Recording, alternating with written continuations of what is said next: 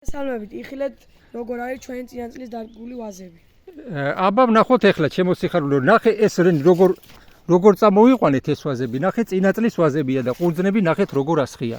ეხლა უკვე შემიძლია რომ ზოგი 3-ზე და 4 ყლორცია და 1-ზე დავტოვოთ, აი ძირიდან წამოსულები და ესენი ჩავარიდოთ, ესენი თუ რამე აქვს ზედმეტი აქ. ესენი ჩავარიდოთ, ეს იცავს ყველაფრისგან ეს. აი ახლა დავათვალილოთ, ნახეთ როგორ არის, აი ნახეთ. ნახეთ უკვე ყვავილშიც კი შედის. ეს არის წინაწლის ვაზები. ეს არის წინაწლის ვაზები, ესენი ახალი დარგულები კიდე. ახალი დარგულებია ორ-ორი წამოვიდეს და მერე ერთს შევაცლით.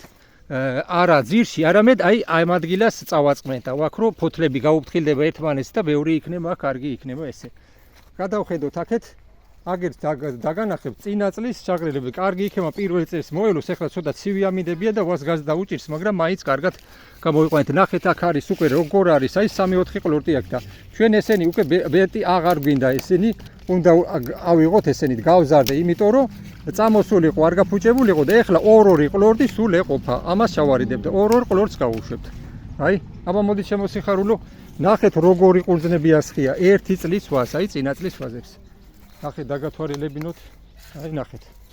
როგორ არის წამოსულები, როგორ ორ-ორი და ეს კიდე როცა უკვე ძალიან გაზდას დაიწყებს, რა ძალიან რო გაიზრდება, ზოგი იძახის უნდა დაურჩესო და ფესვი კარგად გაქვო, მაგრამ მე მაგალითად აი როცა ხაზის მოიყვან საკმარისად აი ეგ ჩავაწყვეტავ ორივეს აი ერთი ჩაწყვეტილი აქვს წინა პერიოდში მეორის და ეს ბოლოს ეს დარჩება აი ეს გააგრძელებს იმის კარგ გაზდას ეს უკვე ენერგიას გამოაცლის. მე მშვიდობო ჩემო სიხარულო.